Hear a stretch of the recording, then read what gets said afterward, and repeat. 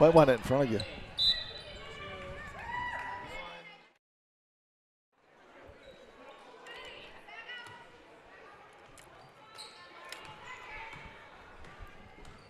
Let's go, Pat.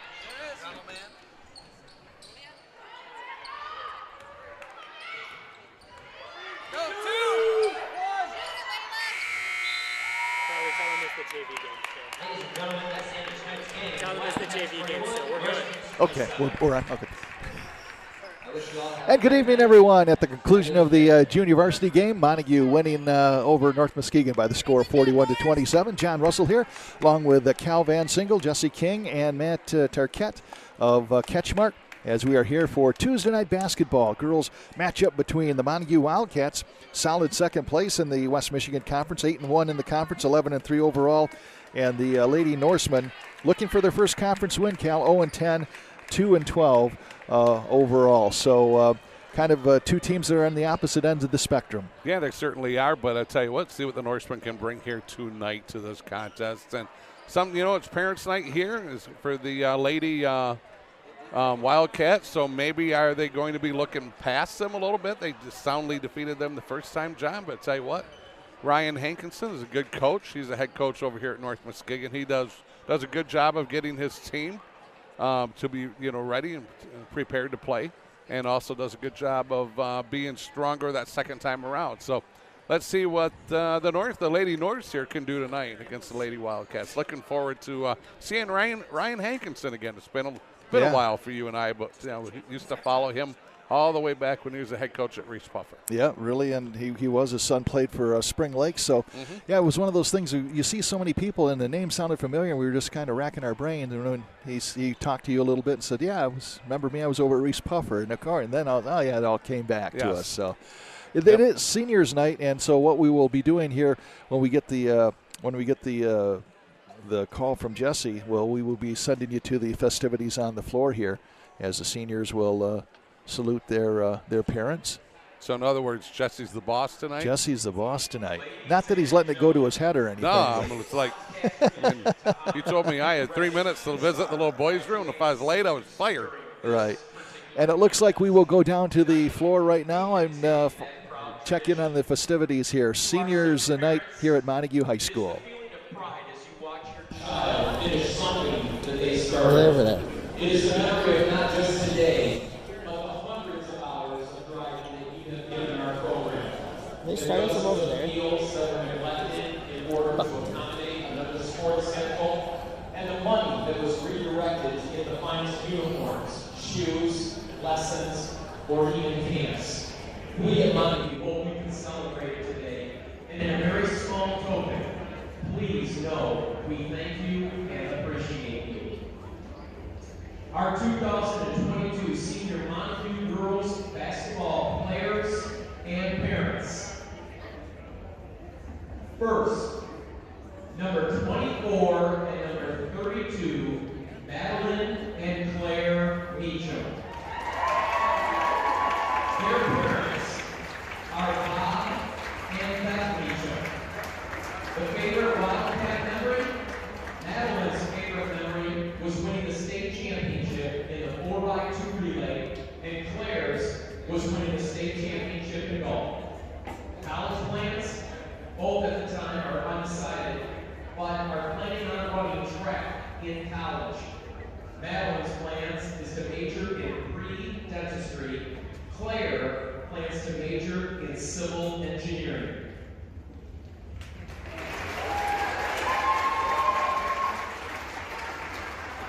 Our next senior is number 10, Brooke Stark.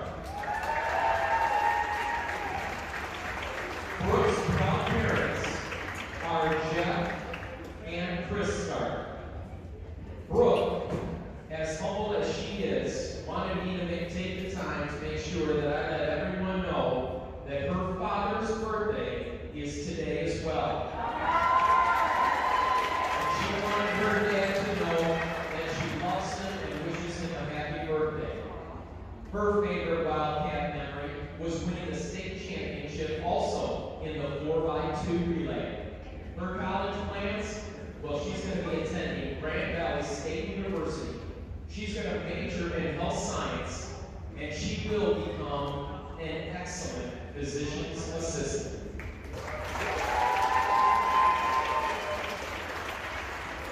Our third senior, number 5, Emma Dyer.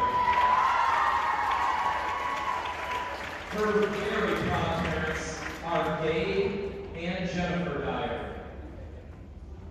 Emma's favorite Wildcat memory was going to North Petoskey for the Big North Tournament. Her college plans, as of right now, she is undecided, but she is going to be a pilot someday.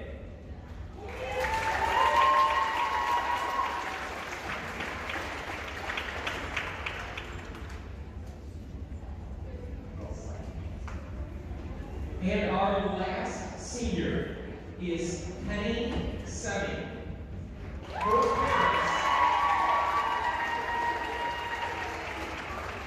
Her parents are Matt and Renee Rose. Her favorite Wildcat memory? Experiencing the basketball atmosphere and enjoying the time together with her team. Her college plans are undecided, but she's planning on working in a healthcare system. We would like to sincerely thank our seniors for all of their efforts and enthusiasm over the years. We hope that the hard work and long hours of sacrifice and effort have been worth it. And thank you, senior athletes, and the best of luck in the future. You make our community extremely proud, and you make all of us look extremely good. Thank you.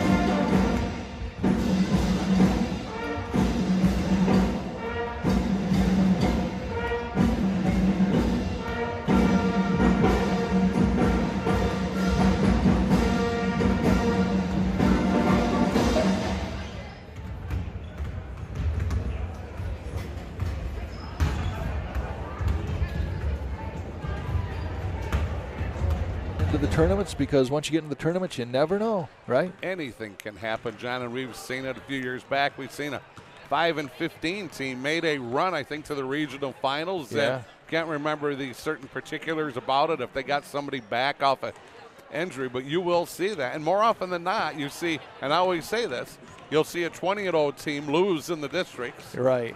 And I'm not a fan of being undefeated because you just don't know how to play from behind then. You know, right. I'm a fan of more being 19-1 or something like that, losing the game that you shouldn't lose to, but and especially in a non-conference setting, because I think you learn things from a loss. Yeah. And I think you learn things from trailing, where if you're 20-0, you never have that feeling. Right. Then all of a sudden when you have that feeling and it's a one-game tournament, I think the rim just gets a little bit smaller for you. But, yeah, we've seen 5 and 15 teams make a run, and you never know about North Muskegon here. One thing you do know, there's a cook on the team. Yeah. As always, there's a cook on the team. Seems to be. You're right, exactly. I don't know how many kids are over there. There's a lot of them. Yeah. And, to your point about March Magic or March Madness, whatever they call it now. I guess it's back to March Magic, and that is what it's all about. Those kind of Cinderella stories where all of a sudden you catch, you catch fire at the right time and make a nice little tournament run. But I agree with you on the 20-0. It'd be nice to have that, but boy, if you're not tested during the season. And if you're 20-0, you would hope that you have some of those games where maybe you had to battle back, so at least you got a little bit of that. You don't want to – the worst thing you can do is have one of those seasons that you just cakewalk everybody, because you know that once you get into the tournaments, especially past the districts, you're going to start meeting teams that should be there, right? So, absolutely. So all of a sudden, there's a good chance that you're going to have to deal with some adversity, and if you didn't deal with that adversity at all during the regular season, you're kind of like maybe it could be the deer in the headlights look a little bit. Absolutely. Totally agree with you on that one. A little over 11 minutes here before we have tip-off on this game as the Montague Wildcats once again honoring their seniors here tonight. The two Meachams, Dyer, Stark out here, those four. And also the exchange student who has been part of this team all season long. Doesn't play, but just wanted to be part of that team. Yeah, that's cool. And great to see her because her parents, of course, are not here. Right. But the whole team, the rest of the varsity girls, when it was parents' night, they came out and surrounded her. So that's pretty cool also. Yeah, that was really neat for them. Montague Wildcats, Nick Thaler, his first year, as we said, they're 8-1. Just in second place behind Hart Pirates, who are having a fantastic year. And they are 11-3 overall. And Nick's done a great job. Sometimes it's kind of a thankless job. You take over a program that's won 2 conference championships, and expectations remain high. And sometimes they say, well, the only place you can go is down. But I'll tell you what, Nick and the girls here have really maintained, haven't they? They certainly have, and he's done a great job. But I'm not sure if they have a Coach of the Year here in the West Michigan Conference for basketball. But there is. He's got to get some serious consideration. He only had one returning starter coming back. Right. That was the super sophomore Kendall Osborne. Just a great player. But he had to fill out 4 others. He had to replace 4 other starters. And Nick's done just a great job of that. This team's playing really well. They have a few flaws, but what high school team doesn't have a few flaws? And they're going to have to play well here the rest of the season to stay, right in there with Hart. I gotta believe now we're closing in on that second week of March, or we're in the second week of March. That matchup, that return where Hart comes here, that's got to be coming soon. Yeah, I mean it's got to be here in the next. I would think next week, at the latest, maybe the week after. Well, next couple of weeks, because you're already looking at week. They played 14 games, right? So what is 20 in a seaon? So you got 6 games left here. You're absolutely right. Yep. So that's going to be a packed gymnasium, I'm sure, with that. And how about the Hart Pirates? I mean, they've had some, obviously cross country. They've been pretty dominant for a long time. But, you got Joe Tanis over there making noise with that football team. And now the basketball team's having some success. And it's good to see teams rise a little bit and get a share of winning. So good for them, right? Absolutely. And really, if the Hovey girl, the one that's a senior, she easily would have been their player of the year in the West Michigan Conference on the female side. Unfortunately for her, she signs her letter of intent. Sure. I believe in the afternoon. I can't remember the university, but a nice university.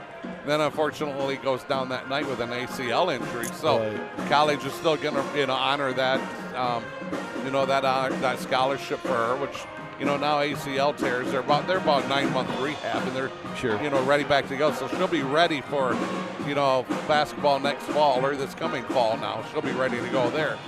But that's a huge loss for Hart, and they're still having a good season. Now, so there's a younger hubby too that I believe is a freshman.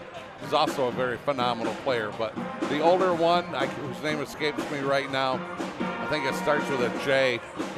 Exceptional, Jaden or something like that. Exceptional talent there for Hart, but Hart's not missing a beat. Well coached. They got a lot of athletes out there, and I'm with you. We're not calling. Well, I got to believe we'll be here in a couple of weeks calling that game. Sure.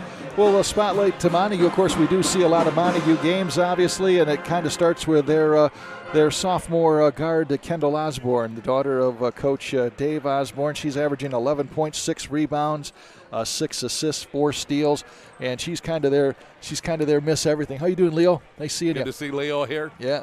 Looking good, buddy. You got the camera ready? Leo Valdez. There you We go. go. Well, you always do. That's always. You know what? That's spectacular. Yeah. Just keep an eye on this guy. He's the boss tonight. Yeah. Yeah. Smile. He doesn't smile often when he does it. Does he? He's there. He's fighting it. I got to pick on good old Jesse King here. So it's neat seeing Leo here, the local sports journal. But yeah, Kendall Osborne, coach's kid, does everything well. She is a complete player. Right. I've been struggling a little bit with her shot, I think, throughout the season. She can make the threes. I got to believe she's not hitting 33%, though. If she's got a flaw, it just seems to be, like she's like 1 for 4, 1 for 5, or 2 for 10. Sure. Shooting that 3-ball throughout the game. If there's an area she's got to improve on, I would probably say, and I think her dad would agree with me, just that consistency shooting a field goal. Right. The layup, driving layups, getting to the rim, phenomenal. I mean, not many around that are better than that. But that jumper, especially that long-range jumper, they're usually at the rim. They're near the rim, but not all of them are going in. That's probably the only area she needs to improve on. Then you have the Twin Towers, the Meacham sisters. Claire Meacham, averaging a double-double, 10 points, 11 rebounds, 2 block shots. And her and their sister, Maddie, complement each other and really kind of dominate that low post and make life miserable for everybody going for a rebound. Yeah, I tell you what, you're 5'10", and then you're athletic on top of that. Right. And why do I say they're athletic? They have both won state championships in different sports. Yep. You win a state title, I don't care what sport you're in, you're athletic. You have athleticism. So now when you're 5'10", and you're athletic, and you're smart, and you know how to play, you know how to find your sister, because your sister's one or the other is going to be open. It's that dangerous duo here for Montague that they have in the Meacham twins.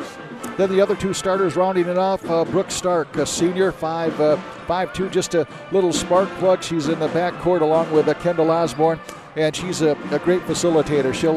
She'll distribute the ball and do what it takes, make some steals, do what it takes to win some ball games. Yeah, Stark, just a great defender, will be guarding the other team's point guard more often than not.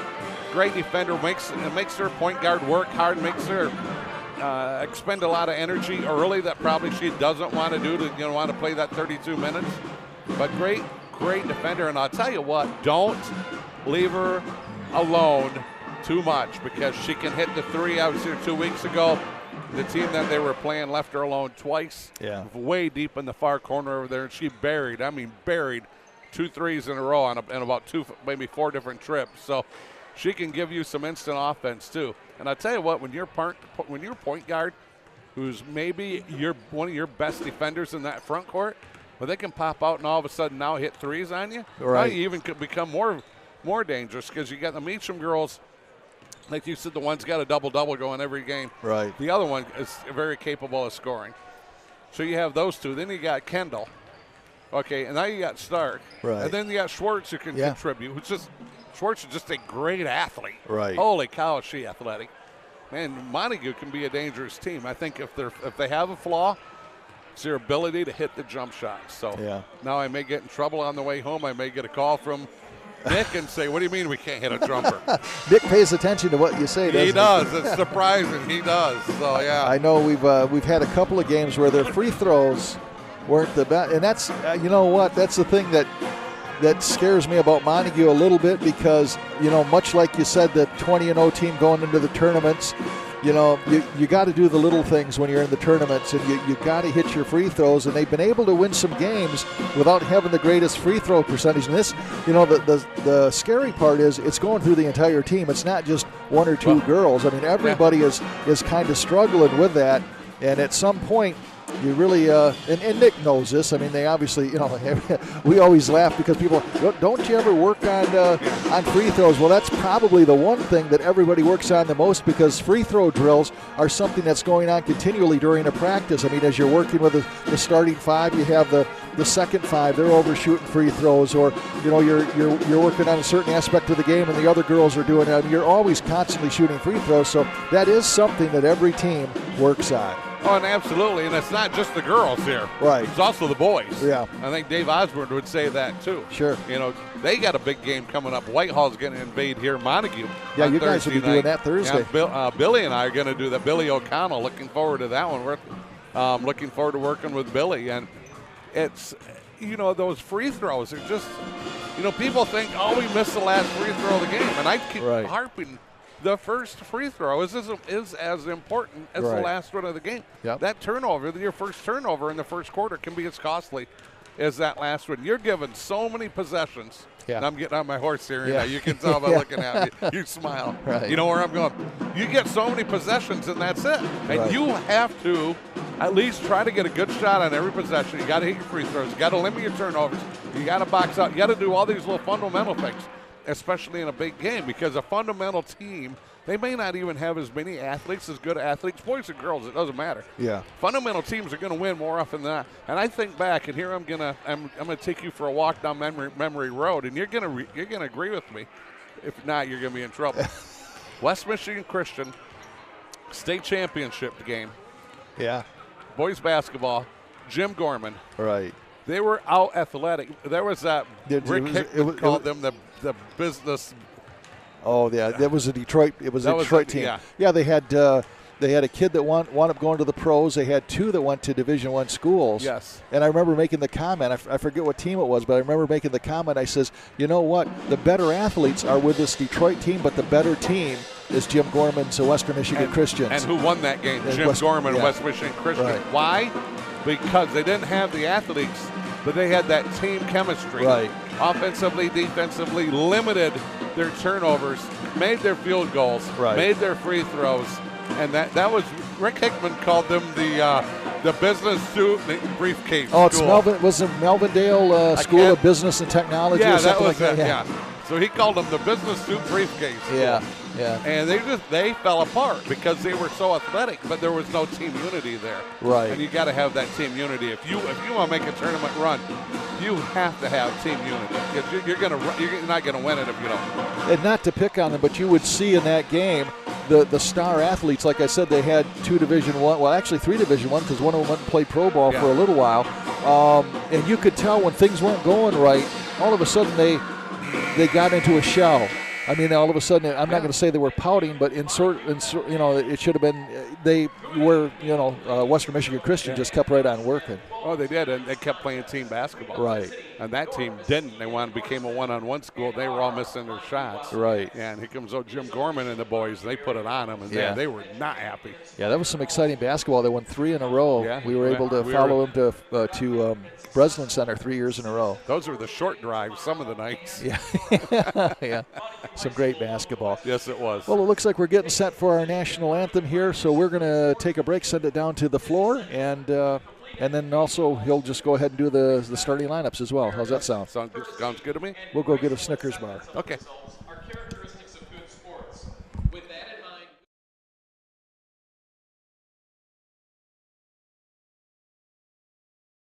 show disrespect to our opponents. Let's win with character and lose with dignity.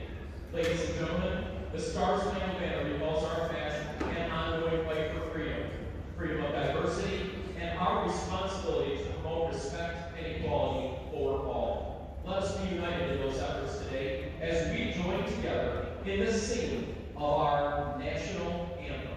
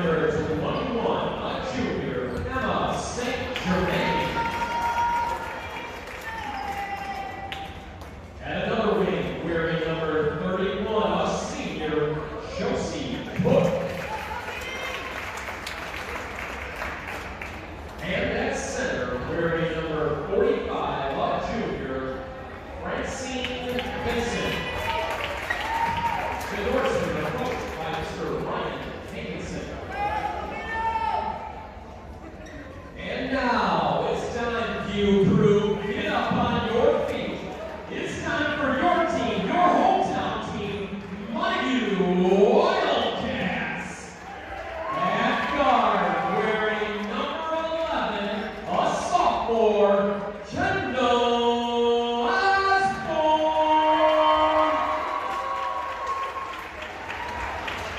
Fans, you might just recognize that the next four, they are the pride of all of our seniors, so let's hear it for them. At guard, number 5, a senior, Emma Dyer. And another guard wearing number 10, also a senior, Muskegon. And down low, the Twin Towers double trouble, you want what you want. We got number 24,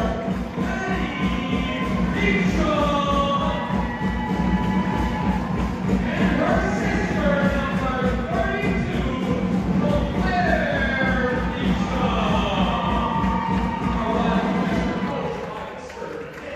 Taylor.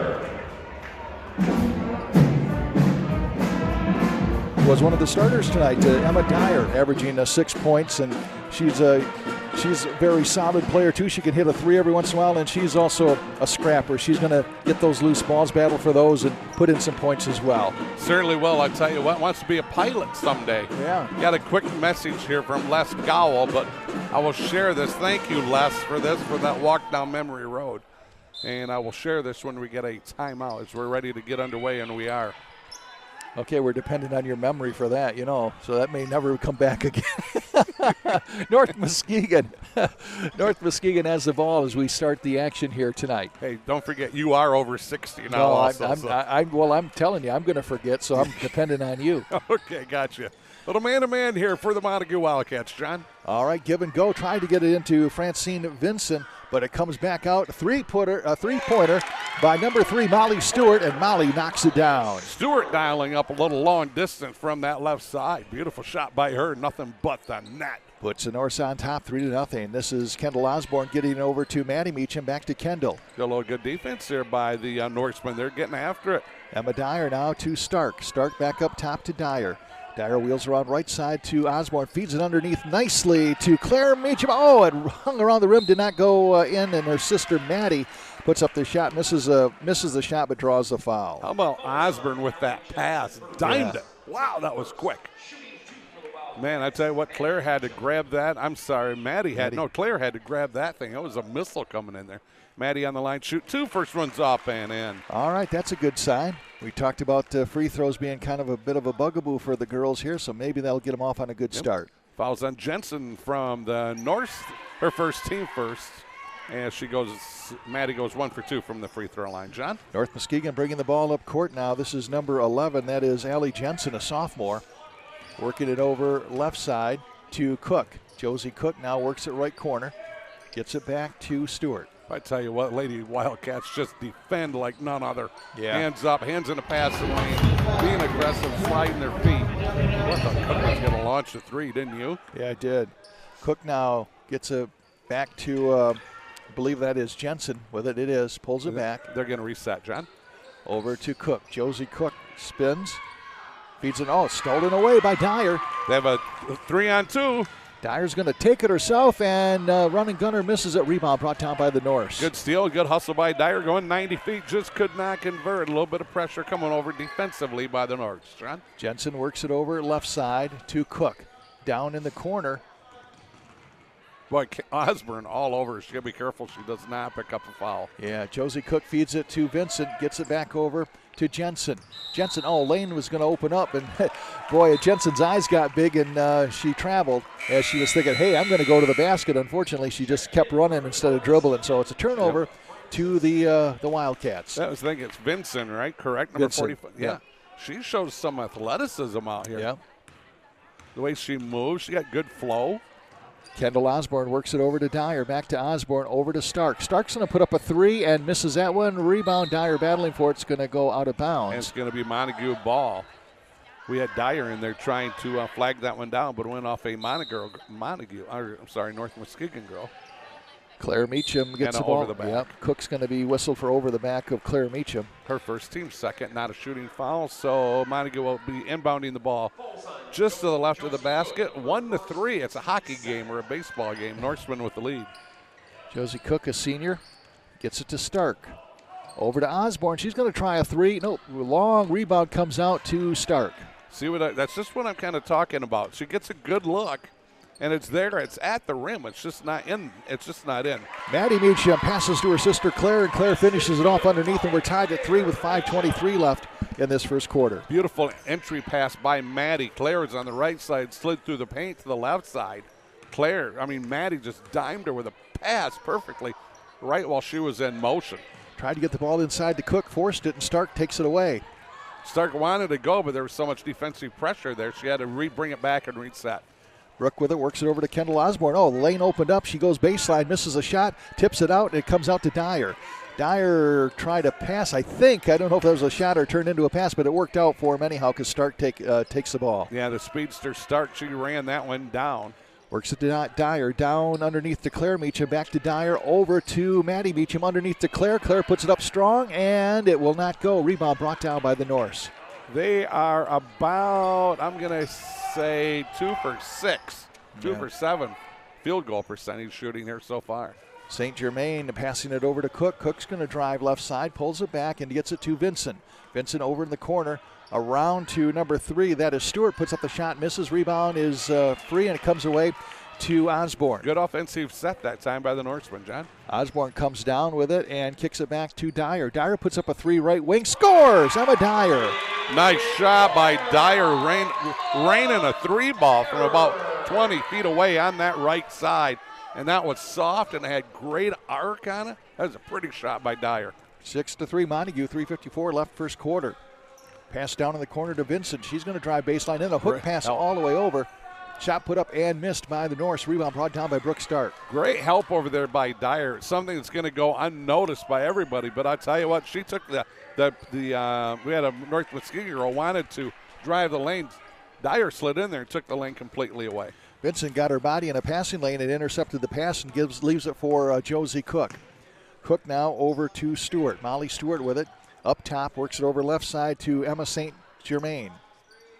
Around to Cook, and she's going to try a three. It's going to not fall, and Brooke Stark with a rebound. Well, that little Brooke goes in there and gets that defensive rebound. Oh, Kendall got lost the handle on it. I mean, Back. you don't see her do that often. No, Molly Stewart coming back. Brooke Stark defensively. Here's a pass over to Francis, and Jenna Francis, the senior, knocks it down. Another three, or a three for her, and we're tied at 6 with 2:54 left in the first quarter. This is Emma Dyer. She's up to the top, feeds it underneath to Meacham, kicks it back over to Osborne, tries a three, misses. Rebound, Dyer flags it down. What hustle by her? Go ahead. Gets it over to Osborne. Underneath to Claire Meacham, back to Maddie Meacham, and Maddie Meacham from the free throw line knocks it down. 8-6 Montague with 2:31 left. I'm 5'10". I don't always have to jump. Yeah. Kind of shot that flat-footed, did she not? Yeah. Josie Cook with the ball being watched by Osborne. Gets a pass over, Oh, and it's good stolen hustle. away by Brooke Stark. Stark now in alone and puts it up. Layup, scores. Tell you what, great job by Stark because she anticipates, gets the steal, finishes nicely. 10-6 now, 2:07 left here in this first quarter. Cook bringing the ball up court, and the ball stolen away again by Stark. That's 2 steals for her, and she lays it up and in and points off the steal, points off the turnover there. And it's the 4 that they get, Right. and it's the 4 to 6 that they don't get, and that's the 8 or a 10-0 run right there. Sure. Timeout called by Coach Hankinson of the Norse as he wants to talk about it as Brooke Stark going off here, converting 2 steals into points, and they have doubled up the Norse by the score of 12-6, Cal. Yeah, you take a look at that, and I just said it. So Stark gets 2 steals, and she converts. That's 4 points, right? Yeah. When North Muskegon, they don't get a 2 or a 3-point basket on 2 different trips. Sure. So there's 4 or 6 points that they don't get. Right. That's that 8-0, 10-0 run. You get 4 of those a game, the game's over. Right. At least it better be. You're hoping so anyhow, right? Well, I think a coach would tell you if I get 4 of those in a game and we lose, Right. something's up. I mean, we went stone cold in the second half or something happened, and that's where, right there, those 2 possessions, those 2 steals, they're as critical now as Right. 2 steals late in the game when the game's on the line. Yeah. And I think kids, especially now, high school athletes, boys or girls, they don't realize the importance of every single possession. Right. You know, the first possession of the game is as important as the last one. Okay, I'm off my horse. No. Well, at least for a minute. Yeah, good points. And I'll tell you, the Montague Wildcats have doubled up North Muskegon. Big boys game coming up here Thursday. Cal and Bill O'Connor will have that one, or Connell will have that one. It'll be the Battle of the Bridge, Whitehall and Montague. Whitehall handled Montague over at their place right coming back from the holidays. So Montague's hoping that they got something for the Vikings. We'll see. Yeah, and don't forget, Whitehall beat Montague in football, too. So Right. another turnover here by North Muskegon. Yeah, this as is- Osborne does a nice job of just jumping in the passing lane. Osborne comes all the way down now. Josie Cooks with her, passes over to number 3 who's into the game. That is going to be Emma Peterson.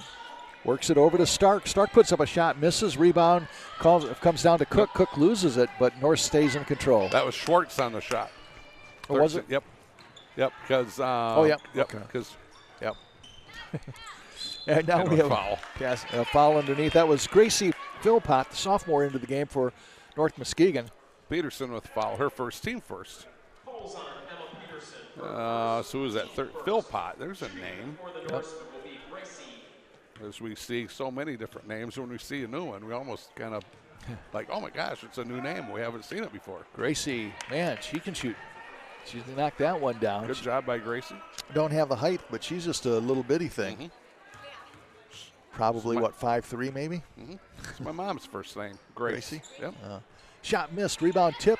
This is Claire Meacham, has it taken away by Georgia Skulgens, who's into the game. Skujin's doing a great job getting in there, battling, getting that offensive rebound off of that missed free throw. Over in the corner, this is Skulgens, puts up the shot, misses, rebound brought down by Claire Meacham. Leaves it for Osborne. 12-7, Montague on top, 53 seconds left first quarter. Switches hands on the dribble, does Kendall Osborne. Gets it down in the corner to Peterson. Peterson works it left side, brings it back up top. They're going to reset. Gets it over to Schwartz. Haley Schwartz with it. Gets it to Maddie Meacham. Free throw jumper. Misses. Rebound brought down by Cook. 15-footer, though. You're running your offense perfect. You reset and then run it perfect again. You get the shot you want. Just doesn't go in. But good set, though. Cook works it down to Skujins. Skujins loses her balance and tries to get a pass over. And now we're going to have a tie-up. I think Claire Meacham and almost forced the turnover. North Muskegon will have the ball. And now coming into the game, talk about your spark plugs, Laura Smith. The Rocket. 5'4" junior. Got to watch her. She's a blur out there, isn't she? She will be faster than anybody in that gym even, I think. Right. Coach Thaler said that he beat her in a race, but just barely. I'd still want to see that, I know. right? Yeah. Nice offensive set here by Montague. Schwartz now gets it back up to Osborne. Down to 3 seconds, down to 2. And driving to the bucket was Smith. She tried to get a pass into Meacham, and there's going to be a foul with 1.1 second left. Well, nice job by Osborne to identify that Smith's wide open on the free throw line. And right. She takes it, tries to come in like that little rocker step. 1 dribble, 2 steps, gets to the rim, and then she's fouled on the way up. That's the first foul on, it looks like Gracie Philpott. Her first third-team foul. Yep. Smith misses the free throw. Still 12-7 Montague, 1.1 second left in this first quarter. And Smith misses that one as well, and the first quarter will come to an end. So, the score after 1, it is the Montague Wildcats 12, the North Muskegon Norsemen 7. We're going to leave it here? Yeah. All right. We are leaving it here, are we not, Okay. Jesse? Jesse's sleeping. Yeah. Jesse. We taking a break, we leaving it here? We got it? Okay. So we're leaving right. it here. Okay. Yep. Stark's got 4. Maddie Meacham's got 3. Claire Meacham's got 2. Peterson's got 3. For North Muskegon, Stewart's got 3. Philpott 1, and Francis has 3 points also. Look at that. It all adds up. Man. End of the first quarter. Don't ask me if it's going to add up at the end of the game, though. Right. Montague, 1, 2, 3, 4, 5. 5 girls have scored here already for Montague. It's so nice to see that balanced scoring. Osborne yet to score, though. And she was 0 for 4 from the field goal line. So the Montague needs to get her going. And Montague 1 of 4 from the free throw line. Ignore that one. Okay. Well, you got to come up for a nickname for Smith. Because she's so fast. Yeah. Got to come up with a nickname for her. Yeah. Something starts, if her last name started with an R, it'd be easy to be Rocket. Right. Speedy Smith is kind of lame, isn't it? Yeah. Got to be a better one. We're going to put Jessie on that. Yeah. Jessie, you got to come up with a nickname for Smith because she's so fast. He's thinking. Yep. You can see the smoke coming out of the ears. Yep. Here we go, back underway. Oh, remind me, I was going to talk. Oh, yeah. We should have done that there. We had all that time to kill. We'll do it in a timeout. Right. Hey, I remembered. Yep, you did. I didn't. I told you I was going to forget. Oh, we got a travel call on North Muskegon. So turnover to the Montague Wildcats. 7:50 left here in the first quarter. First half, I should say. Sorry. Stewart and Cook checking in here for the Lady Norsemen. On the trigger is Emma Dyer. 90 feet away, gets it into Kendall Osborne. Kendall brings it up court. Norse already back in their zone. Kendall works it over to Peterson. Peterson back to Osborne. Over to Smith. Smith drives in, underhand, misses a shot, rebound, put back, score by, I believe that was Maddie Meacham. It was Maddie, and that she got 5 points so far in the evening to lead everybody in scoring. Nice finish by Maddie out there. Nice entry pass also. 14-7. Ball stolen away by Smith, and she tried to get it off the ankle. And I think she was successful. Wow. She was, yeah. Got it off the ankles of Gracie Philpott. And so the Wildcats will stay in possession. Good hustle by Smith. Uses that speed to get over there in a steal, then bounced it right off of a North Muskegon player. Hook pass to Peterson, gets to Smith over to Osborne. Osborne tried to work it down to Schwartz. Schwartz was breaking to the basket and came in a little bit behind her. She was a little bit quicker than the pass would indicate. 21. St. Germain, I believe it is, checking in. Emma St. Germain. St. Germain. Claire Meacham checking in. Yep, and her sister setting down. Yep. Full court press here by the Montague Wildcats. Cook on the trigger, gets it to Jensen. Jensen being watched by Osborne, gets it back to Cook. Cook and Jensen playing catch, and Jensen is across the line now. 7 minutes left here, first half, 14-7. Montague on top. This is Cook working right side, gets it back to Jensen. That great defense almost forced a turnover there. Pass over in the corner to Stewart, down farther to St. Germain. Back to Stewart. Great defense out here. Wow. This is Johnson. Pick set by St. Germain. And we got a foul. Nick's going on who? Number 3? Just 3? Peterson? If it's Peterson, that's your second. Her second, team second. Yeah. North Muskegon will inbound just to the right of their basket. John? It's going to be Stewart on the trigger, gets it to Cook. Cook's going to put it up, misses a shot, hassled by Claire Meacham. And back comes Haley Schwartz. Schwartz has it. She's going coast to coast. Oh, that's an offensive foul. Yeah. And it yeah, is. good call. Yep. She was a little late calling it, but it was it was all day long. She pushed away the junior St. Germain. She didn't nudge her out of the way either. She pushed her out of the way.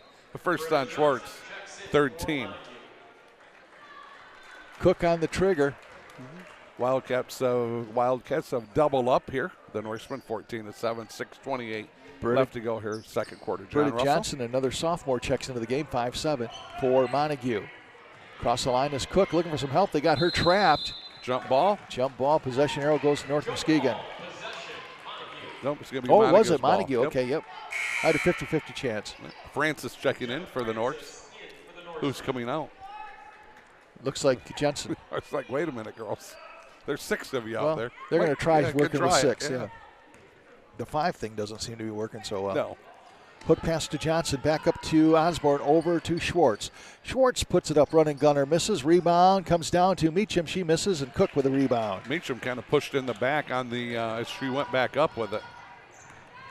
Cook brings the ball up court, gets it over left side to number 23. That is Francis. Jenna Francis misses a shot. Smith with the rebound, outlets to Osborne. Good look by Francis, just didn't fall. Osborne comes all the way down, pass to Schwartz, who finishes it off. Good work between Osborne and Schwartz. Tell you what, nice finish from the right side by Schwartz, but just Osborne's got eyes in the back of her hand, the side of her head, to see all these open players out here. Very unselfish. Vincent to Cook, works it over to Francis. Francis up top to Stewart rather. Stewart puts up the shot, misses, and rebound comes away to Kendall Osborne. She wants to run. And Osborne has it, passes over to Johnson, back to Osborne. Shoot that. Back to Johnson, underneath to Smith, puts it up and misses a shot. Rebound fought for, comes away to Stewart of North Muskegon, and a timeout called by Coach Ryan Hankinson. 5:11 left here in this first half, 16-7. Montague on top. We were talking about West Michigan Christian earlier. Right. And Les Gowell sent me this, and then we kind of remembered it. Nick Baltima made 3 free throws with no time left on the clock, and no rebounders at the lane to beat Detroit City in the state finals. That's who it was, Detroit City, yeah. Jim Gorman was the best back then. Yeah. The Detroit Free Press had a picture of Nick Baltima with both hands in the air after making the free throw to win the game. He was all by himself at the free throw line. It was such an upset. It was compared to Hoosiers by a sports writer. So Jim Gorman got the most from what he had in front of him. That was from Les Gowell. And maybe what set that up was when Gorman, remember, he saw that there was that the Detroit player didn't check into the game. Yes. And got a technical. Yep. I mean, yep. And there was one other thing that reminded me, and we talk about it quickly here when we get a timeout or a whistle. North Muskegon with the ball. Thank you, Les. That's great memory lane there, huh? And thanks for listening in tonight, Les. Yeah. Or watching. Yep. This is a pass over to Stewart. Stewart feeds it down to number 21. That is St. Germain. She misses a shot. Back comes Kendall Osborne. Osborne with another great defensive rebound. Underneath to Smith, and Smith has it knocked away by Francis. You know, I'll tell you what, Smith is not the biggest girl out there. She is not afraid to get in the low post. And right. Nice block in there also by Francis. Pass over to Stewart. 4:34 left, 16-7. Montague with the lead. Give and go to Cook, back to Stewart. Cross court to Francis. Francis to Cook. Oh, she thought about it, didn't she? Yeah. Cook now loses it to Osborne. She's got Smith breaking free, but Kendall's going to take it herself and score. 18-7 now with 4:16 left. The last 3 trips, She's got 2 defensive rebounds, a steal, and a bucket. Yeah. You know. Now, you may read it tomorrow and say, well, she only had 2 points in a quarter and a half. She's got a boatload of rebounds, and she's got steals already. Vincent another steal. Tried to get it a cutter. Francis was cutting underneath, but another steal, as Cal mentioned. That is Osborne getting over to Smith. Smith tried to wait for Cook to clear. That's a mismatch, and Cook knocks it away. But once again, Osborne with another steal. She makes so many things happen. Yeah. So many things happen on that defensive end. End. Osborne gets it into Claire Meacham, back to Osborne. She's going to shoot left side, misses, falls into the hands of Dyer, puts up the shot, misses, gets her own rebound, does Dyer. Now she's going to dribble out of there. Once again, the little girl comes out of there. Look at this. And she scores a triple for Emma Dyer. Is that her second triple of the night? Nope, that's her first. Peterson. Peterson and Dyer's always get me confused because they look a little bit alike. They're built the same. Right. 21-7 now. 3:27 left first half. Pass underneath to Vincent. Vincent is double teamed, loses a ball, and Emma Dyer has it. Look at Dyer coming out there. Hits the 3, then gets the steal. Dyer goes coast to coast, passes over right side to Stark, who's into the game. Over to Osborne, now to Johnson. Johnson puts up the shot, misses. This is Claire Meacham battling for it, gets it to Osborne. Osborne over to Dyer. Nice ball fake. Dyer, little rocker step inside, misses, taken away by Francis. And we're going to have an official timeout. I wonder if we got Francis with a cut to her hand. She's looking at her hand. No, I think she just got, you know how the ball hits you into your finger and it pops? Okay.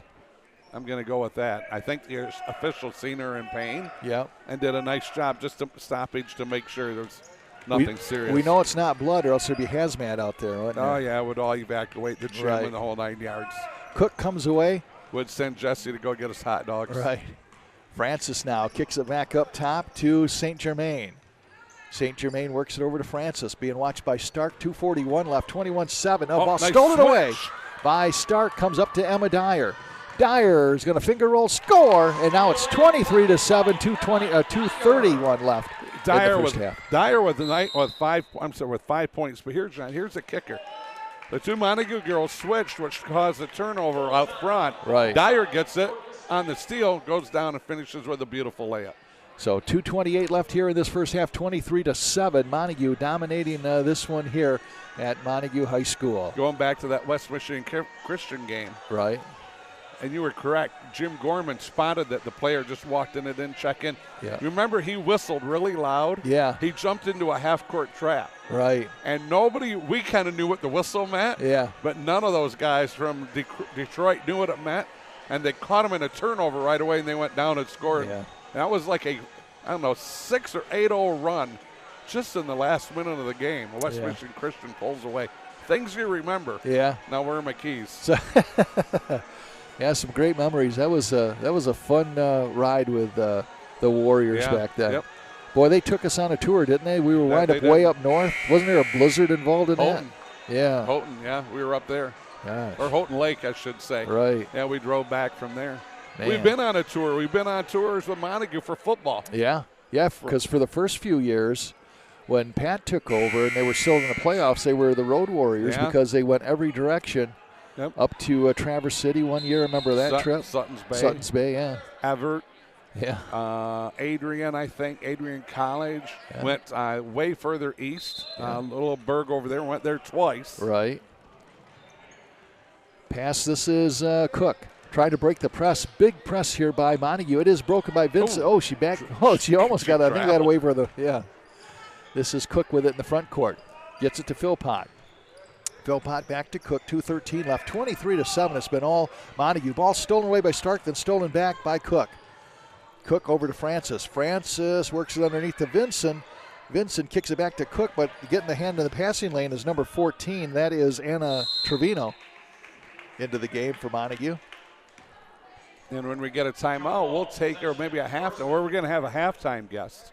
Oh, but hopefully, if we remember, we're going to talk to you about North Muskegon and a monsoon. Yeah. Never saw it rain that hard. For that long. Belding. We were at Belding a few years ago and it came down. In fact, they had to cancel the game. Remember that? Correct. Yep. This is Cook in the paint, puts up a shot. Oh, misses it, but a foul is called. I don't know whose the foul is. There was 2 Montague Wildcats right there, 14. That's Trevino who checked in. Cook is going to be on the line, yet to score on the evening. 23-7. It has been all Montague. 145 left here in the first half. North Muskegon with 2 field goals and 1 free throw as Cook misses the first one. And I wonder if that's Jeff's daughter. I got to think so. I have not seen Jeff here yet tonight. Doesn't mean he's not sitting up behind us, but. Right. Georgia Skujins checks in, freshman. And misses that one. Rebound falls into the hands of Osborne. Osborne comes back. Going to go coast to coast, dishes over left side to Johnson, shoots and scores. Nice job by Johnson. She's had multiple opportunities to pull the trigger. Right. That time she finally did. How about this defense here? Incredible defense by Montague, only giving up 7 points here so far in the first half. Yep, trapping them at midcourt, but they get through it.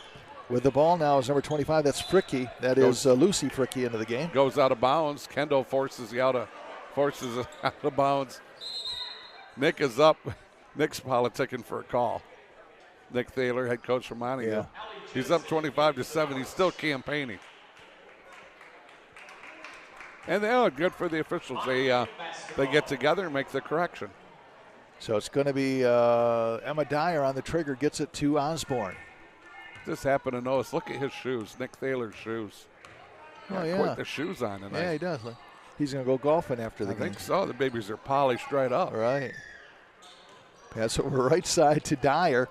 Gets it, tried to get it back to Trevino. Now we have Trevino battling for it. She takes it away. Good hustle by her. Eventually it falls into the hands of Osborne. Now she throws it away. She tried to get a pass over right side to Dyer. Couldn't make a connection. I think she thought Dyer was deeper in the corner than what she was. Right. Dyer just sat out on a wing. And Kendall thought she was in the corner. Actually, almost passed it out to the hallway. Ball goes out of bounds. Still going to be North Muskegon ball. Tough defense there by Johnson to knock it out of bounds. Cook on the trigger. And, boy, relentless defense. You called it by Montague. Up to number 35. That's Skujins. And she stepped on the sideline on yet another turnover here. Yeah, Osborne was right breathing down her neck. 52 seconds left here in this first half. Oh! How do you not get away with it? She really got away with it, didn't she? She did. Gets it back to Stark. Stark now is going to pass over to Johnson. Johnson, little lob pass into Trevino. Free throw jumper. Nope, will not fall. Rebound tipped.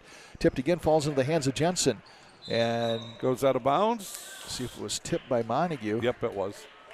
So Norse will have about 33 seconds left. They lead 25-7. Go ahead. Cook on the trigger, gets it to Jensen. Jensen bringing it up court. Poked at from behind by Dyer, and they're going to call Dyer for a reach-in. And if that's Dyer, that's her first. Team fifth. Cook on the inbounds. Gets it to Jensen. 27 seconds left in the first half, 25-7. Tried to get a pass down to Philpott. Goes out of bounds. And I tell you what, Stark forces a turnover. Relentless defense. I'll tell you what, Stark might have found somebody she's taller than. I think she's taller than Philpott. Yes. You know? Yeah. I think she is. Yeah. She's about a full head taller than. That's uncommon, isn't it? Shot put up and missed. Rebound goes out of bounds. Yeah, Philpott's just a little bitty thing. She's a little spark plug. Mm-hmm. Reminds me of Plume from Grant, the little freshman girl. Yeah. Now that you mention it, 13.5 seconds left. Gets it into Jensen. Full court press. Jensen back to Cook, and it's stolen away by Dyer. Dyer puts it up and scores. Man, oh man, another point off a turnover for Montague. Don't look now. Dyer leads them in scoring. And we're down to no time. So one half is in the books. It has been all Montague here this evening. 27-7 over the Norse of North Muskegon as we are at halftime here at Montague High School, being entertained by the pep band. The only two who have yet to score for Montague is Trevino and Smith. The only two yet to score, is that what you said? Yep, okay. Everybody else has scored. Okay. So 8 out of the 10 have scored. Cal finishing up his double knot. His arithmetic. All right, taking a look here for North Muskegon. Philpott's got 1, Stewart's got 3, Francis has got 3 for the Norsemen. Wow, we're going to have Osborne with 2, Schwartz with 2, Claire Meacham with 2, Johnson with 2. Got to jump up to Peterson with a 3. From there, we're going to go to Stark with 4, Maddie Meacham with 5. Look at that. Oh, Miss Dyer leads everybody in scoring tonight. 7 points for her. They're 27-7 here at the half. And the key is, I think, well, there's several of them. It's the hustle of Montague, but it's the points off of turnovers. We saw Brooke Stark, 2 steals on her own that she converted into to buckets, and then Dyer, the same thing. I mean, they're just playing some relentless defense against the Norse here tonight. Certainly are. We were supposed to have a halftime guest, but we don't see him. So, we've talked about a few other schools here tonight. West Michigan Christian talked about Montague. Oh, you're going to talk about the deluge. Yeah. Oh, I think maybe I see our halftime guest. Yeah, he's got the rack of basketballs. He's looking as you're waving to a guy. Yeah. Yeah. It looks like Jay's trying to pass off an interview. Here's our interview. Here, you do it. Him? Okay.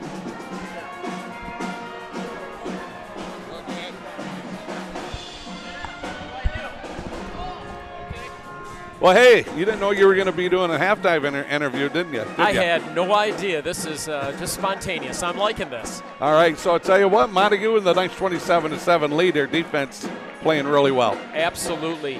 The thing I've been most impressed with watching all of their games this season is how well, as a team, they defend not only in the press, but down low. They've been doing an excellent job of getting good position, boxing out, and kind of revving the engine up for that offense that they have. Gotcha. So what are some of your functions here? We know you do a lot of the PA work here at Montague. What else do you do here? Well, I was very fortunate and blessed. This past August, I got hired as a 8th grade social studies teacher. Nice.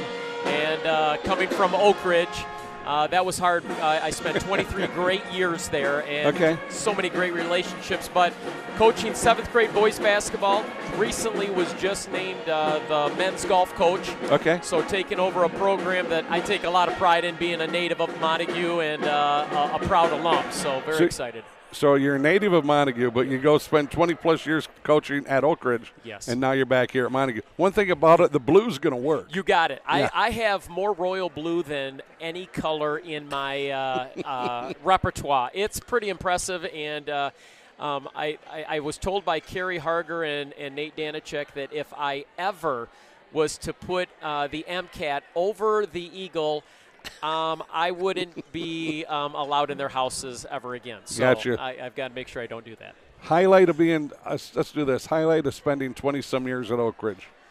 Oh, it hands down the relationships with my students. And for those who've never been to Oak Ridge, it's 6 miles by 6 miles. And, it's just the community there. Everything in that community revolves around the school. Okay. And, I look at Carrie Harger, Tim Parker. You have people in that community that are so invested and want to give back. And that's why when I came here to Montague, they understood, because I think any educator, the reason that they get into the business is because they were privileged to have people that influence them and want to give back to the community they were from. So, I haven't been back to see an Oak Ridge game with Montague because it's just been a little bit too fresh, I guess you would say. Yeah. And those kids that I saw in the classroom, I have seen a few of them, but you miss those. It really becomes home. Is really, I guess, is where I'm going. Highlight of, now you're a Montague grad. Yes. Highlight of your time, we're gonna go just a few years ago. Sure. Highlight of your years here at Montague. Hands down, not even a question, was getting the opportunity to play for my father back in the early 90s. Okay. My father was a basketball coach at Shelby, and actually relieved his position, becoming athletic director, and gave it over to his all-time greatest point guard, a guy by the name of Rick Zulik. Gotcha. He was also at the time the varsity baseball coach, relieved that position to a guy by the name of Coach Brian Wright, who also is still there. So at Shelby, they've only had 2 baseball and basketball coaches for 45 years there, and when he got out, I asked my father, I said, I wasn't your water boy all those years to not have you coach me. So We came here to Montague, Okay. and again, I've everywhere we've been as a family or I've moved, I've got nothing bad to say about this West Michigan Conference. Yep, Kerry Harger just a week Yes. ago or so going in the Michigan High School Athletic Hall of Fame. What a great honor for him. You know, and for those who don't know Kerry or you just see him on the sidelines, what an amazing educator. What an incredible line coach. Coach Goodrich, Mr. Barney Goodrich, coached him also in the Hall of Fame at Oak Ridge. Coach Harger said that everything he learned from Coach Goodrich. And, you know, that's one of those things where I'm just so proud because you want good people to reap good awards, and it's justly deserved. And if any young lineman out there, if there's a line there is a line camp at Oak Ridge, I'm not lying, you should go because Coach Harger's in charge and he's good, very good. You've seen a lot of great baseball players come out of this conference, yes, I also have. between Oak Ridge, like a Jamie Potts. Yes. You got Bushberger from here, who's playing. He's in the minor leagues still, correct? And then of course you have Nate McLeod, who was an all-star and for MLB. You've seen a lot of great baseball players. Yeah, and I would have to say Nate is the greatest. You know, speaking of great players, you know, of Montague, I think also of Link Michelson, way back in the that would have been the late '80s. You know, I'm gonna put this out there, but I think Montague's baseball program and softball program are going to be very strong for a number of years with the number of young athletes we have involved in both of those programs. And you got a great baseball coach here also. You do. Another Bushberger. Yeah, absolutely. So I'll tell you what, hey, thanks for joining us. Thank you. You know, and I just want to say thank you for doing these games and being such an instrumental part in all of these young families' lives. You know, it's so great to have great people that come out and enjoy being around the kids and enjoying what they do. And it's obvious when we hear your voices, and we thank you for your presence at all these games. Well, you're welcome. And I can tell you, we get recognized for our voices. Thank goodness not our faces. Oh, nothing wrong with that at all. No, so thank you very much. Great job. Loved having you on the air. Oh, I love being here. Thank you. You betcha. I'll tell you what, Jesse, we're going to take a break, or Jesse doesn't even have his headphones on. We're going to keep it right here. Are we not? 27-7 here at the half. Montague with the lead over the Lady Norsemen. I think I got your headphones on, Cal. Oh, we do? Okay. Yeah, we got to change. That's more like it. Yeah, I got used to my my hearing there a little bit. All right. I'm trying to protect mine. Yeah. The best I can after years of farming and sure. Farm kids today don't know what it's like. Yeah, good interview there. Yeah. We were kind of throwing a curve there, weren't we? Thought we were going to get Jay Mulder, and Jay pulled a fast one on us. Here, talk to this guy. Yeah. Okay. No, you pulled it off well. Yep. Well, I'll tell you we what. don't need to do research to do an interview. Right.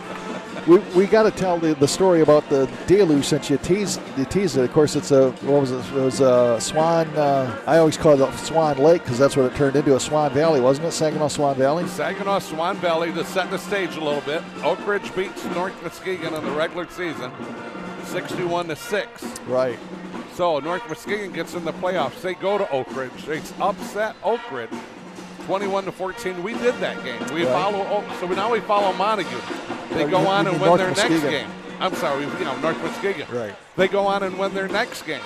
Their third game has them playing in Saginaw Swan Valley, and they were thinking. Remember that was Fortin, Dodge, Bond, Steele. Right. They had a really good line, and it started to rain. Remember, we went to. This is what drives me crazy about my memory. We went to Long John Silver's. Yeah. For dinner. Why do I remember that? Well, because you remember dinners. Yeah, there we go. We went there. And we get the stadium, it's not raining. Right. And all of a sudden, it's one of those rains that's just a monsoon. And it was coming directly into the press box. Yeah, it was on an angle. You kept sliding the equipment back, and it was quickly. The field was kind of flat. Right. And there was puddles everywhere. Yeah. And it was just, I remember we had a guy on the Swan Valley side because it was out in front of us. Yeah. Remember he got hit in the sidelines? Yeah. And he went through that huge puddle.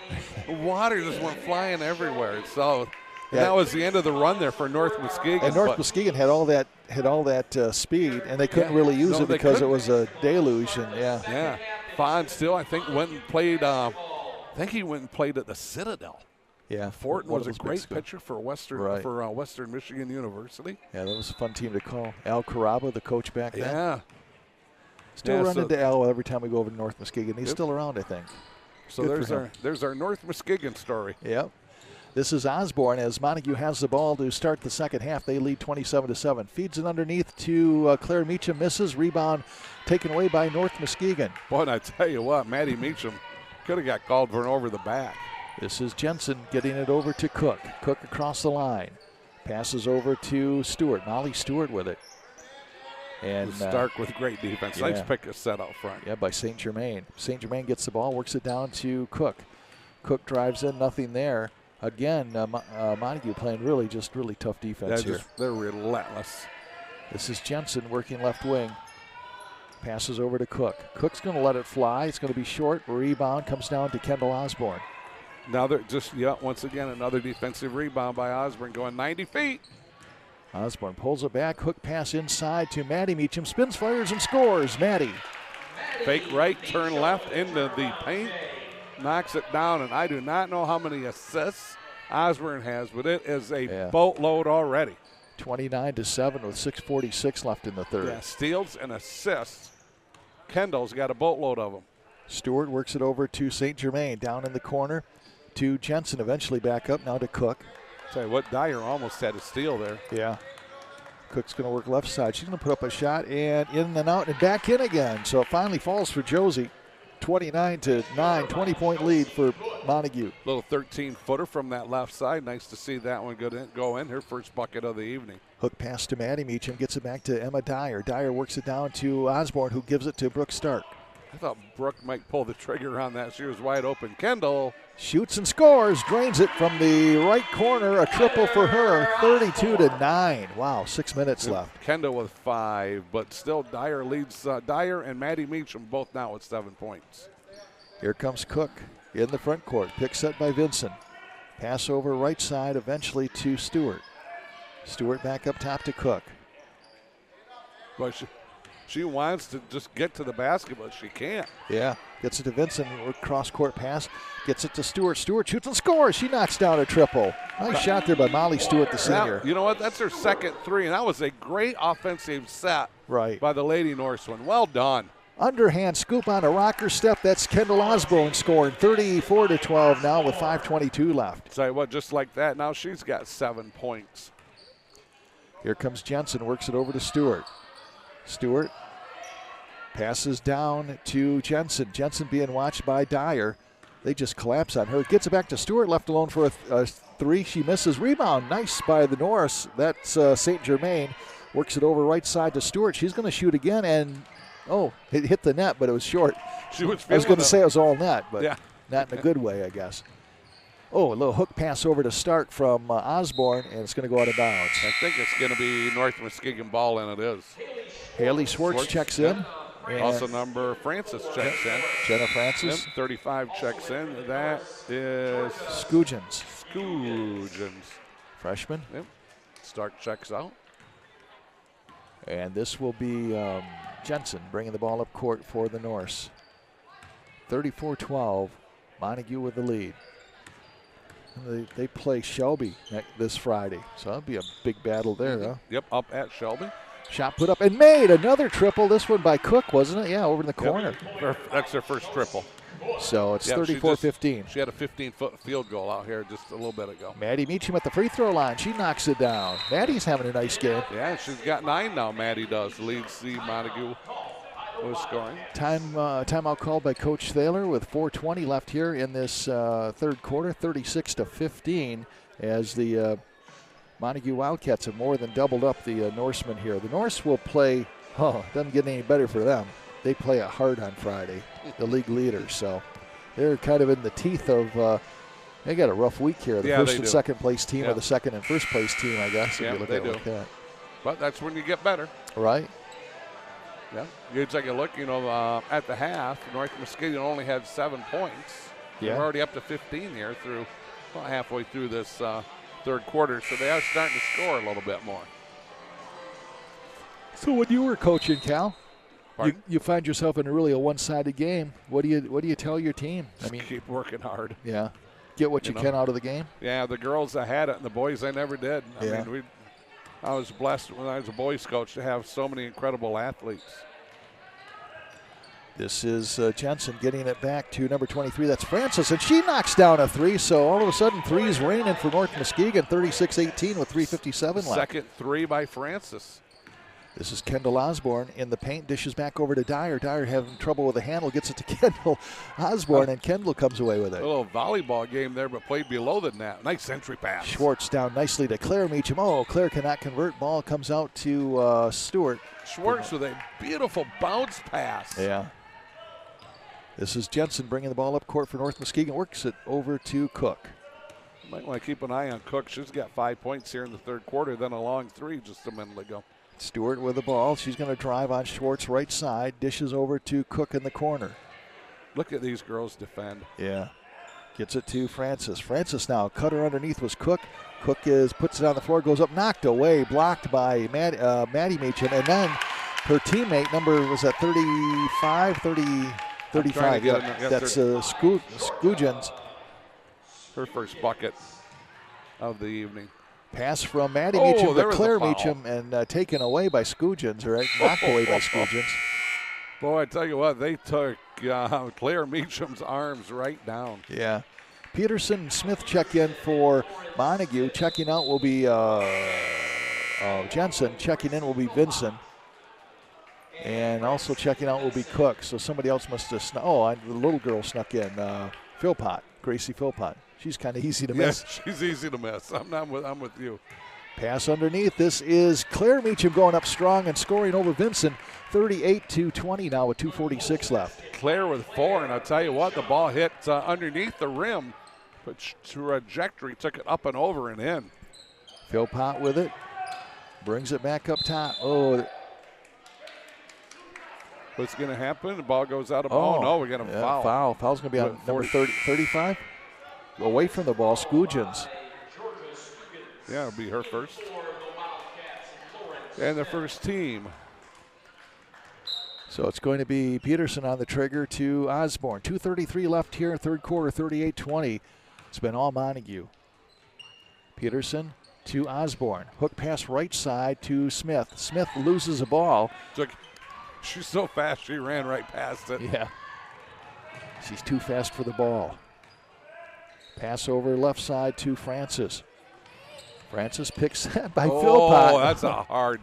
Yeah. That would have Osborne been just pushes her out of the way. Yeah, well, I think 13 threw a knee into her thigh.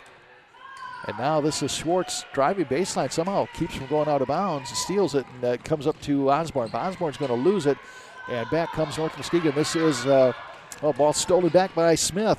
Smith gets it to Osborne. End-to-end action here. I tell you what, they got Schwartz out here on the right side, wide open. Tell you what, it's getting chippy. It is. Isn't it? Yeah. Philpott. That'll be the second on her team's second. Yeah, it's getting a little bit out of control. Gracie getting a little frustrated. Mm-hmm. This is Osborne with it. 1:45 left third quarter. 38-28. Or 38-20. Shot put up and missed. That's Montague with the lead. Schwartz with that offensive rebound. And now Osborne puts it back up, and this is Meacham off her fingertips. Ball battle for, nice. Skujins comes away with it, and then a foul's going to be called. I think in Skujins. Nope, no. It's going on Montague. Yeah, it's going to be on Peterson, her third. Peterson? Yeah. Okay. Claire Meacham's going to set down, and somebody went, Britta Johnson went in for her. And now getting her hand in the passing lane is Peterson up to Smith. Leads her a little bit too far. And coming away with is Francis for North Muskegon. Nice job. Nice steal, though, by Peterson. Yep. Francis now, they're still not across the line. Count is on, and finally Stewart does get a trapping defense here. Pass down to Scugin. Scugin battles for and a it. foul on Schwartz. Yep. Boy, here, 4 on, 4 off for Coach Hankinson. Yeah, there are times when I have the easy part of this job. Yeah. Hockey line change here. Yeah. Well, I know Cook is one of them. Jensen's one. Yep, they're everybody I think that has played. Yep, everybody's been out there at one time or another. Yep, Phil Pot's still out there. Fricky came in there with that Okay. wave too. All right, 1:01 left here in third quarter, 38-20. Montague on top. This is Cook on the trigger. Triggers over the head of Phil Pot. Almost, yeah. You were ready. I was ready. I had my hands ready. I was going to catch it clean. I was going to make sure no equipment was harmed. Yeah. Yeah, you got to cradle that equipment. What's our motto, Cal? We can be replaced. Equipment cannot. That's right. Jesse's going, I can do it without you two clowns anytime. Right. Give me somebody good to work with. Johnson gets it back up top to Osborne. 49 seconds left. Osborne back up top to Peterson. Schwartz wants the ball. Gets it over in the corner. This is Johnson down to Peterson. Oh, Peterson lane opened up nicely. She puts up the shot, misses. The volleyball game going now, and it comes all the way back out to Peterson. And Peterson's going to reset. Looking inside, trying to find somebody open. Over to Osborne. She's going to try another three. Nope. Long rebound comes out to North Muskegon's number 21. That's St. Germain. And Kendall still struggles to hit the 3 ball here tonight. Yeah. This is Jensen. Works it over to Cook with 17 seconds left. That's the only kink in her armor. This defense.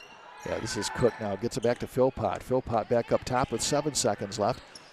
Gets it over to number 25. That's Fricky. Fricky works it down. Well, that's going to be stolen away by Osborne. And time runs out. So 3 quarters are in the books. The Wildcats of Montague lead this one by 18, 38-20 here as we enter quarter number 4.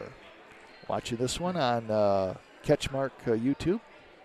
Osborne with 5. Maddie Meacham with 9. Dyer with 7.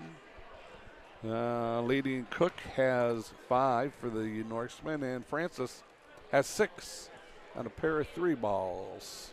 Well, my family left. They have left the building. Hope they left you the car keys, you know. Yeah. So I'm assuming then that, oh yeah, your wife drove separately, didn't Yes, she? she I was did, going to say, Yep.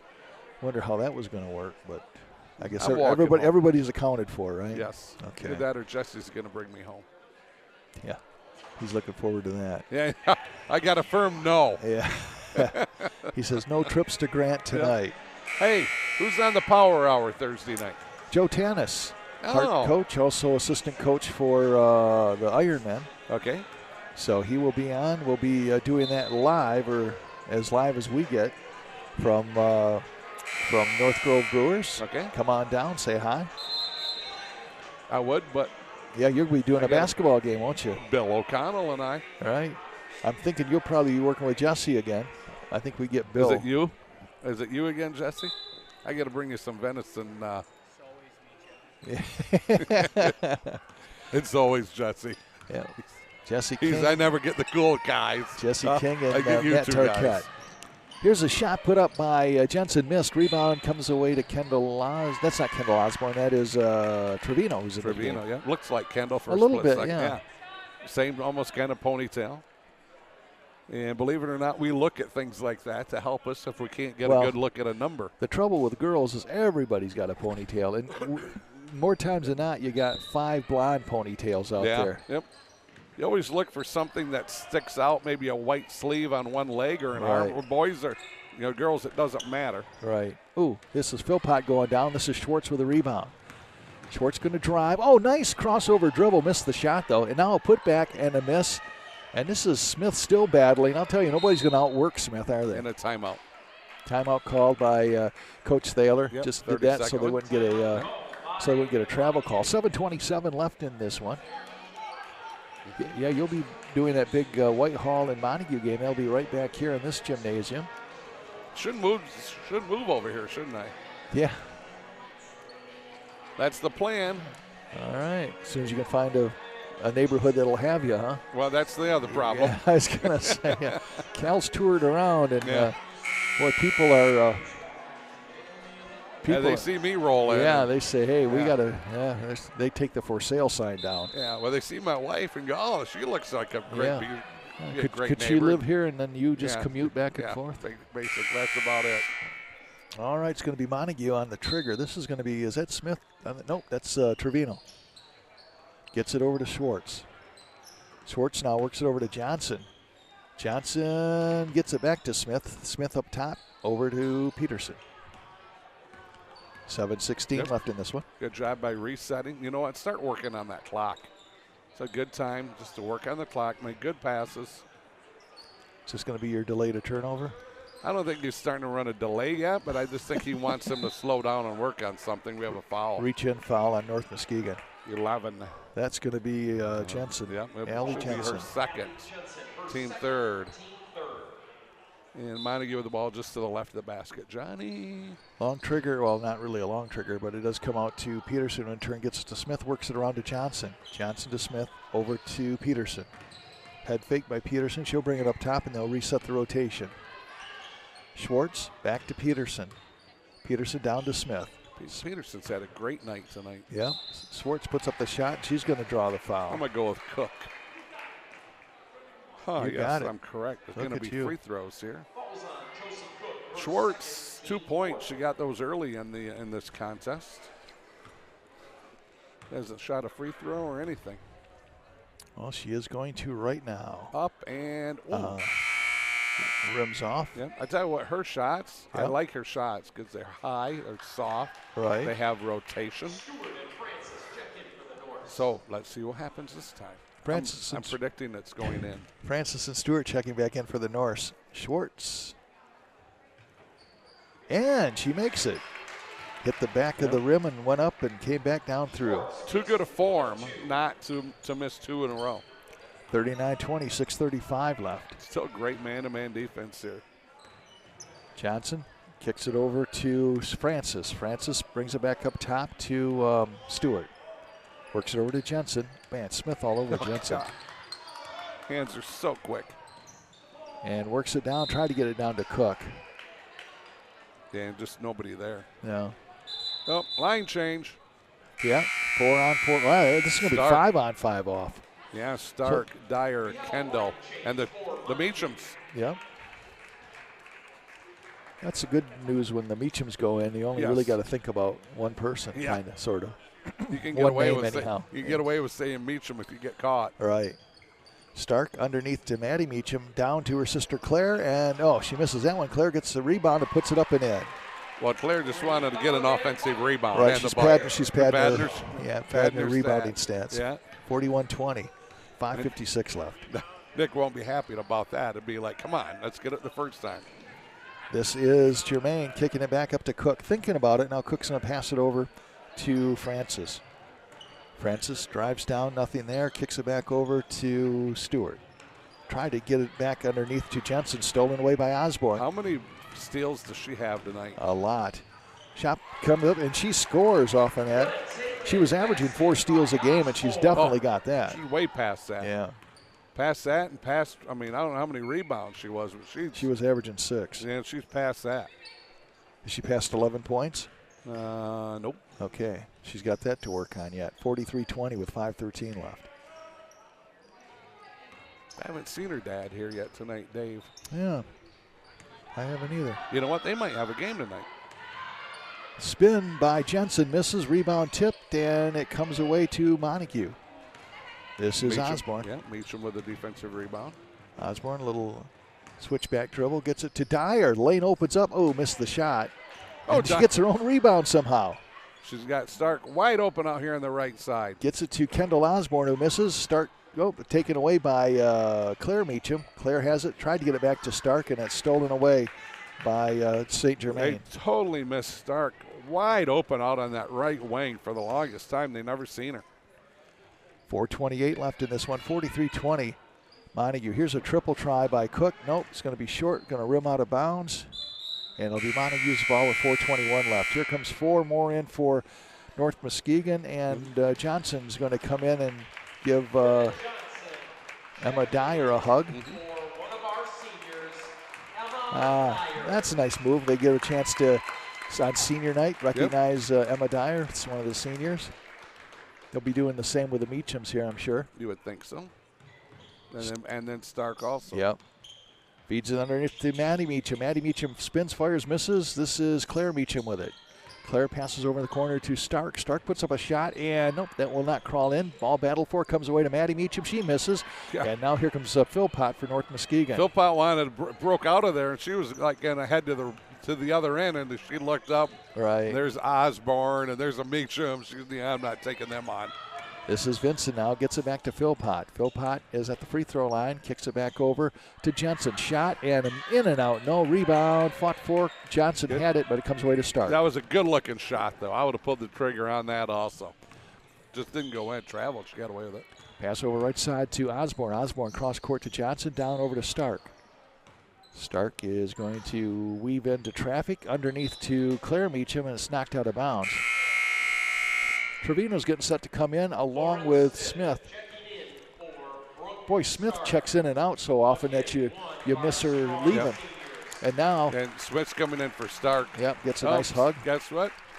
Goes and kisses the Montague. The Montague decline. Gets a nice hug from Coach Thayer. And his assistant. Yeah. There we go. And now Meacham comes out. Yep. So now you just got Maddie Meacham out there, right? That's the lone senior. Mm-hmm.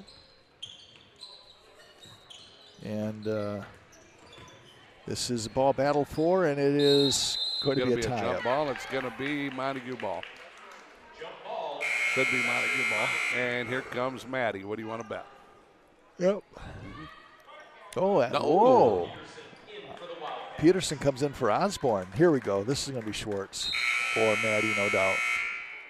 I'm not sure. Anyway. Yeah. And I'm with you, but I'm not sure. Schwartz will hug Maddie, and Maddie goes and blows a kiss to the decal and gets a hug from everybody. Oh, nice night, for this. Yes, it is. Them. Shot put up and made. Who was that? Peterson. Emma Peterson, yeah. She's got 5. I wasn't sure if it was Peterson or Schwartz. I know they were. She was right in the mix of a bunch of players. Johnson over to Vincent. Or that's not Johnson, it's Jensen over to Vincent. Vincent back up now to number 25. It's Frick. He puts up the shot, misses. Rebound on the floor. Vincent puts it back and misses. Rebound comes down to Trevino, gets it out to Peterson with 2:46 left. Nick Taylor's still coaching. Yeah. Gets it to Trevino, shoots and scores. Nice job by Trevino. Now the only one who has not scored is Smith. Everybody scored but her. Yeah. More folks filter out of the gym here. We'll be able to find a car easy at this rate. Yes, we will. Right? Yep. Just be ourselves out there. On a turnover. That ball goes out of bounds. And checking in for North Muskegon is Jenna Francis. Francis in for the North. I don't think this would be the last home game, but No, because don't they have to play Hart here? Yeah, oh yeah, they do. So yeah, and Ryan Hankinson takes a timeout. Then he goes, "Do I have any?" Yeah, he did that kind of in reverse order, didn't he? So I'll take a timeout today. Do I have any left? Right. That's awesome. Good to see Ryan again, as we used to call his games when he was head coach at Puffer, and then we call a lot of his son's game at Spring Lake. Nice to see him again. Haven't seen him in a few years. It's been a while, hasn't it? Yeah. Yeah. That's that memory thing. We can remember certain things, and you and I are going, all right, we know him, but where did we know him from? Right. Kind of thing. Nice job by the officials in this contest also. They've done a good job. And it's the unsung job of today, that's for sure. Sure. And they've had a busy night. They've had both games here, the JV and the varsity game. You know, you're talking about, I was thinking when Hankinson called the timeout and then says, hey, how many do I got left? We had a friendly poker game with our buddy John one time. Yeah. And he was just learning Texas Hold'em, right? Yeah. So he says, I'm all in. I said, okay. And he said, I got a question. He had a flush, but he thought that a flush meant, no matter what. He says, is there a higher flush than, can there be a higher flush? I said, yes, there is. And I had it. And I have it, yeah. That's why I don't play poker with you. So he was, he was out of the tournament in Yeah. I said, you did that wrong, John. You got to say, you don't say all in first. You say, I have a question first. Well, you didn't have to take his cottage from him either. Right. Shot put up and missed. Rebound battled for. I was just thinking, is there a bigger flush? Yes, there is. Remember we were going to bet your beautiful cottage on Robinson Lake on this? Yeah. Philpott brings the ball up, passes over to number 25. That's Fricky. Fricky works. Oh, it's stolen away by Trevino. Trevino comes back and stops, loses a ball, and North Muskegon has it. Why did she stop? I don't know. Maybe she just doesn't have a good left-handed layup. Philpott brings it back up. Smith goes down. Big smile on her face, though. Shot put up and missed. Smith went for the steal. Shot put up and missed by North Muskegon. This is going to be Scoogens with it. Smith and Francis are out here laughing. Right. They're both laughing. Yeah. Now Coach Thaler's laughing. Yeah. I think she thought she had it clean, and the ball just disappeared on her. Literally fell, not flat on her face, but just fell right over. Right. Well, you can laugh about such things when you're up 47-20. That is true, and time's running out in the fourth quarter. Nice pack by Smith. Yep. Yeah, pick and roll by Smith. Smith trying to get a pass. Now she's on the floor. Man, with Philpott, I got the two shortest girls out there. Yep, North Muskegon's ball. Smith the only one that got to score. She could have. Yeah. She went 0 for 2 on free throws. So North Muskegon with the ball. This would be Vincent. 1:17 left in this one. Vincent gets it into Philpott.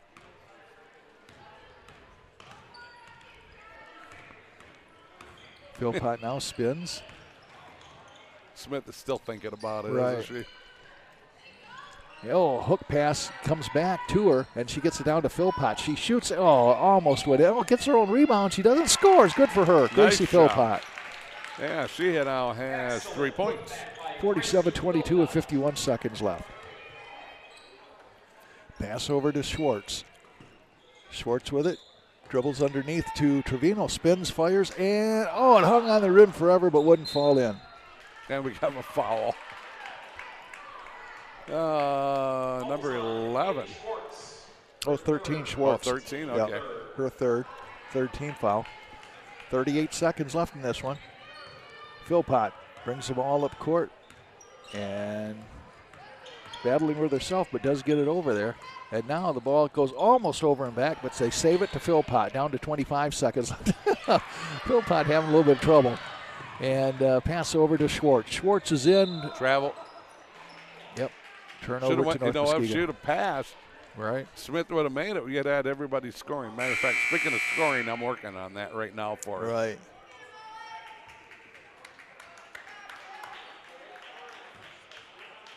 You think they realize that they're trying to get? You think that they realize that she's the one? I don't think so either. She might know that she hasn't scored, but I don't think she really cares. Pass down underneath to Scoogens, and she's going to be fouled by Trevino, I'm thinking. Oh, she is? She's going the line? Yeah. Scoogens. I've already got that done. She can't go the line because I've already got the scoring summary done. That's her second. You know what I mean? Yeah. Got to do this in pencil instead of pen. No. Scoogens hits the free throw. Good for her, though. I can erase it. I just soon more erase scribbles. it. Yeah, more scribbles. More not, gazintas and kazoo lights, whatever you call them. Yeah, look at that. Yeah, two of them for her. Yep. 47-24 with 3 seconds left. And they'll just roll it out to Emma Peterson, and that's where this game is going to end. 47 for the Montague Wildcats, 24 for the North Muskegon Norsemen. Cal? Scoring summary real quick for the Norsemen. Here we go. We got to go with Philpott, who's got 3. Scooten's got 4. Cook has got 5. And Francis and Stewart lead them in scoring tonight, both with 6. For the Montague Wildcats, Johnson's got 2. Trevino's got 2. Schwartz has got 3. Stark's got 4. Peterson 5. Claire Meacham 6. Osborne 7. Maddie Meacham with 9. And nobody in double figures here. Look at that. Yeah. Nobody in double figures here for Montague. Maddie Meacham with 9 points. But, wow, when you have a 9, 6, 5, 7, 2, Right. 3, I mean, yeah, I tell you what, Osborne was 7. Total team effort, and then Total. scoring those points off the turnovers. There's just And, a I mean, their Yeah. defense, again, only giving up 24 points. Coach Thaler's got to be happy with that. They got a game Friday against Shelby. Meanwhile, North Muskegon, they go right from the frying pan into the fire against Hart. Yes. Over at Hart Yes. on Friday. So good luck to them. Yeah, and tell you what, have good luck with the Power Hour Thank Thursday you. night. Good luck with And, Billy. Yeah, Billy. Yep, looking forward to working I with guess Billy I should again. say to Billy, good luck to Well, Billy he's, for I know. working with you. He's probably going to take a pill to have to work with I'm me. Most thinking guys so. do. And hey, thank you to Jesse Yes. and Matt. Jesse and Matt For putting up with us. For putting up with us. Thanks That's for right. not firing us. That's going to do it for us. The final score for the final time, it was Montague 47, North Muskegon 24. For my partner, Cal VanSingel, good job as always. A lot of fun, buddy, and we'll see you soon. Okay, sounds good. Jesse and Matt, fantastic job as usual. That is going to do it for us here at CatchMark SportsNet. Have a good night, everybody.